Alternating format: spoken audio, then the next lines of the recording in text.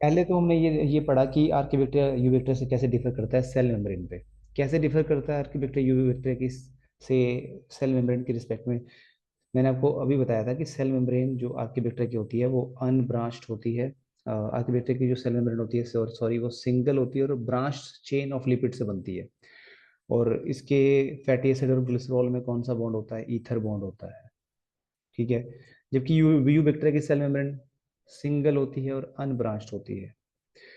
इसमें इसके fatty acid और ग्लिसरॉल में एस्टर बॉन्ड बनता है। तो सेल मेम्ब्रेन आर्की बैक्टीरिया की और यू बैक्टीरिया की डिफरेंट है, और दोनों की सेल वॉल भी डिफरेंट है। दोनों की सेल वॉल पेप्टिडोग्लाइक दोनों में से यू बैक्टीरिया की सेल वॉल पेप्टिडोग्लाइकन से बनती है। जबकि और पेप्टिडोग्लाइकन जो सेल वॉल होती है यू बैक्टीरिया की, उसमें नैम और नैक शुगर आपस में बीटा 1,4 ग्लाइकोसिलिक बॉन्ड से जुड़ते हैं।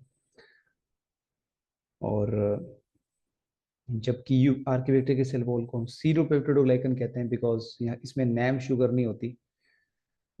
तो इसलिए इसको हम म्यूरिन नहीं कह सकते, इसलिए इसको हमें सीडो म्यूरिन कहना पड़ रहा है।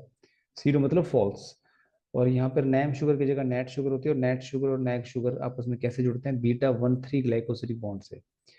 तो इनका सेल वॉल में नैम शुगर नहीं होती, नैम शुगर की जगह नेट शुगर होती है। तो ये दोनों में बेसिक डिफरेंस है सेल वॉल के अंदर। तो इन दोनों की सेल वॉल भी डिफरेंट है।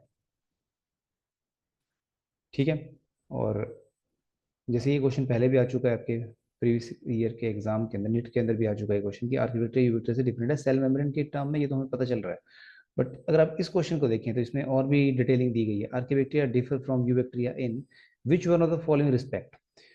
तो आर्किवेक्टिया के अंदर पेप्टिडोग्लाइकन नहीं होता। सही बात है, बिल्कुल। बोलिए। नहीं होता ना पेप्टिडोग्लाइकन। इसके सेल वॉल में सीडो पेप्टिडोग्लाइकन होता है, क्योंकि इनकी सेल वॉल में सीडो क्यों बोलते हैं हम लोग? बिकॉज इनकी सेल वॉल के अंदर नैम शुगर नहीं होती। नैम शुगर की जगह नेट शुगर होती है।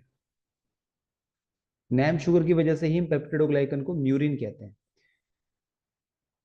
इसलिए हमें यहाँ पे सीडो वर्ड यूज करना पड़ता है। आर्किबैक्टीरिया की सेल वॉल सीडो पेप्टिडोग्लाइकन से बनती है। दूसरी बात, आर्किबैक्टीरिया बहुत ज्यादा एक्सट्रीम एनवायरनमेंट में रहते हैं। हाई टेम्परेचर में, हाई एसिडिक कंडीशन में, हाई सैलिन कंडीशन में रहते हैं। यू बैक्टीरिया इतने टफ कंडीशंस में नहीं रह पाते हैं। अच्छा, इनका अपना यूनिक 16 sRNA जीन होता है। ये भी आपने पढ़ा था जब आपने सिक्स किंगडम क्लासिफिकेशन पढ़ी थी, तो उसमें हमने ये डिस्कस किया था। देखो, right now we were discussing about it कि हम इसको यहाँ पे देखिए, हम देख रहे हैं सिक्स किंगडम क्लासिफिकेशन में हमने पढ़ा था। सिक्स किंगडम क्लासिफिकेशन में हमने कार्ल वूज के का नाम पढ़ा था, और कार्ल वूज ने ये बताया था कि आर्किबैक्टीरिया और यूबैक्टीरिया को अलग करने की वजह ही क्या थी? 16 sRNA gene. 16 RS ribosomal RNA gene जो होता है वो आर्किबैक्टीरिया का यूनिक होता है एज कम्पेयर टू बाकी बैक्टीरिया से। तो ये भी प्रॉपर्टी है इसकी। ये भी करेक्ट है, ये भी करेक्ट है, ये भी करेक्ट है। और आर्किबैक्टीरिया का जो सेल मेम्ब्रेन है वो स्ट्रक्चर भी डिफरेंट होता है यूबैक्टीरिया से। इसकी cell wall, cell membrane branched होती है, ब्रांच चेन ऑफ लिपिड से बनती है, जबकि यूबैक्टीरिया की अनब्रांच चेन ऑफ लिपिड से बनती है। तो इसका मतलब इसका आंसर क्या आएगा? D, all of the above.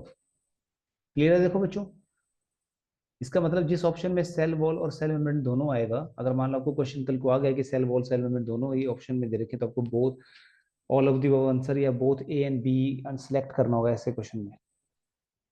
Clear है बात?